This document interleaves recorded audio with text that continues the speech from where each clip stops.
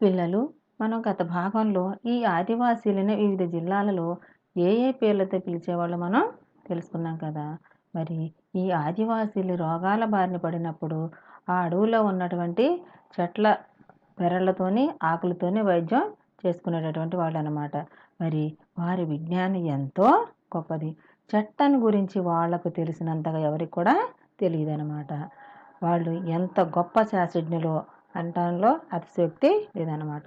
రోగాలు బారిన పడినప్పుడు ఏ రోగానికి ఏ చెట్టు బెరడు ఆకులు రసం తీసి రోగికి ఇచ్చేవాళ్ళనమాట. ఈనాటికి ఈ ఆయుర్వేదం వాడుతూనే ఉన్నారు. గిరిజనులు చూపించినటువంటి ఈ వన మూలికలతోనే ఈ చెట్ల మందులనే నేడు మనం ఆయుర్వేదం అని పిలవటం కూడా జరుగుతుందనమాట.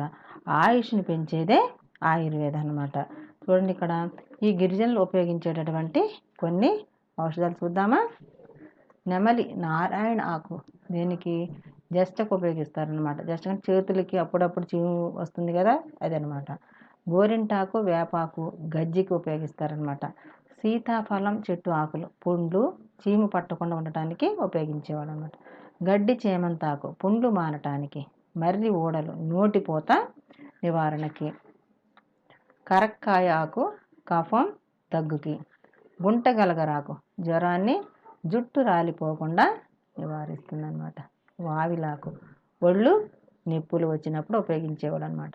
అడవి చింతగింజలు కీళ్ళ నొప్పులు వచ్చినప్పుడు వాడేవాళ్ళు. ఉత్తరేణి మొక్క జ్ఞాపక శక్తి మరియు దంత వ్యాధులకు ఉపయోగించేవాళ్ళు అనమాట. మరి వీటన్నిటిని కూడా ఈ మధ్యకాలంలో ఆయుర్వేద మందుల షాపులు కూడా పెట్టి మనకి అమ్ముతూ ఉన్నారన్నమాట.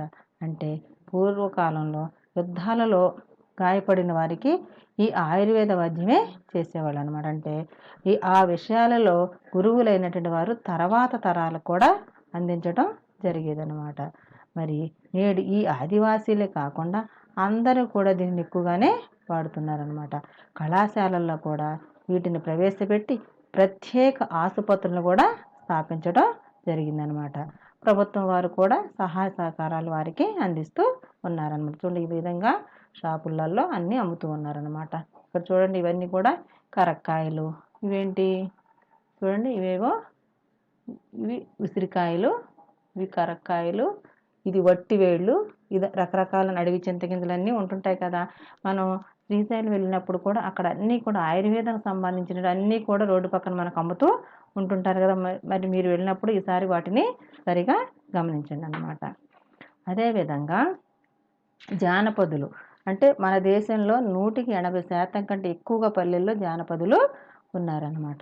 అంటే ఆ పల్లెలన్నీ కూడా అద్దం వంటి మనసు గల జానపదులలో నుండి ఉందన్నమాట. జానపదులు అంటే పల్లె ప్రజలు, అంటే జనపదం అంటే పల్లె. ఆ పల్లెలో నివసించే వాళ్ళు జానపదులు అన్నమాట. మన సాంఘిక ఆచార వ్యవహారాలు అలవాట్లు చాలా వరకు జానపదుల రీతుల కిందనే వస్తాయన్నమాట. అంటే పల్లె ప్రజలు అందరూ కూడా వృత్తిరీత్యా వారిలో విభాగాలు ఉంటాయని. చూడండి, ఈ పల్లెలు చూడండి ఎలా ఉన్నాయి, ఇవన్నీ గ్రామాలు చూడండి. అబ్బాయి ఎంత అందంగా ఉంది కదా, చక్కగా ప్రశాంతమైన వాతావరణంతో చక్కగా ఉన్నాయన్నమాట. అంటే ఈ గ్రామాలలో వృత్తిరీత్యా విభాగాలు ఉంటాయి కదా. అంటే కమ్మరి, కుమ్మరి, వడ్రంగి, రైతులు, మేదర మొదలైన కులాల వాళ్ళందరూ కూడా ఉంటుంటారు. వారి వృత్తులను బట్టి ఉంటుంటారు. అంటే జానపద విజ్ఞానంలో గల జన విజ్ఞానం కూడా అంతర్భాగం అన్నమాట. మరి జానపదుల ప్రతి కదలికలో ఒక కళ కూడా ప్రతిబింబిస్తూ ఉంటుందన్నమాట. అంటే వారి జీవితమే కళాత్మకం అన్నమాట. అంటే సంస్కృతిలో 3 దశలు ఉంటాయన్నమాట. జానపదం అంటే ఉంటాయని మానవ శాస్త్రవేత్తలు చెప్పడం జరిగిందనమాట. అదేంటి, 1 అరణ్య జీవన స్థితి, 2 అనాగరిక స్థితి, 3 నాగరిక స్థితి. ఈ 3 దశలలో జానపదులు అటు అడవికులు కాదు, ఇటు నాగరికులు కాదనమాట.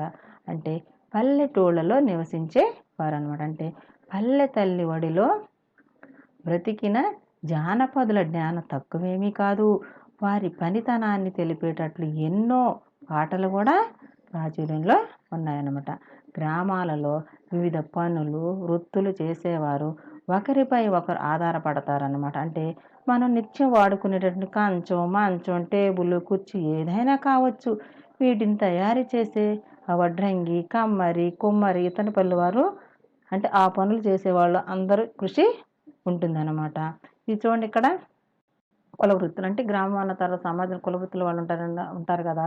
కుమ్మరి, కమ్మరి, వడ్రంగి, మేదర మొదలైనటువంటి వాళ్ళందరూ కృషి ఉంటుందన్నమాట. అంటే ఇతర పనుల వారు కృషి చేయవలసి ఉంటుందన్నమాట. అంటే ఇది మానవ సమాజం. మరి మానవ సమాజం అన్నప్పుడు కూడా అందరూ పరస్పర సహకారాలు ఉండాలి కదా. అంటే మానవ సమాజంలో పరస్పర సహకారంతో ఉంటుందన్నమాట. అదేవిధంగా పరస్పర సంఘర్షణతో కూడా నాశనం అవుతుందన్నమాట. అందరూ కలిసి ఉంటేనే సుఖంగా ఉంటాం అన్నమాట. అదేవిధంగా సంఘర్షణతో కనుకుంటే సంఘర్షణతో ఆ సమాజం కూడా నాశనం అవుతుందన్నమాట. అంటే శరీరంలో సర్వ అవయవాలు కూడా శరీర వికాసానికి దోహదం చేస్తాయన్నమాట. అంటే మన శరీరంలో ఏ ఒక్క అంగం పని చేయకపోయినా కానీ ఎలా ఉంటుంది, మనకి ఏదో ఒక లోపం అనేది ఉంటుంది కదా. అదే సమాజంలో కూడా ఏ వృత్తి వాళ్ళు సహకరించకపోయినా ఆ విధంగా సమాజం నాశనం అవుతుందని చెప్పడం జరిగిందనమాట. అంటే సమాజంలోని సర్వ వృత్తులు సమాజ వికాసానికే పూనుకుంటాయన్నమాట. వారి గురించి వివరించే పల్లె పాటలు మనకెన్నో అందుబాటులో ఉన్నాయన్నమాట. వాటిని గురించి మనం తర్వాత భాగంలో తెలుసుకుందాం మరి.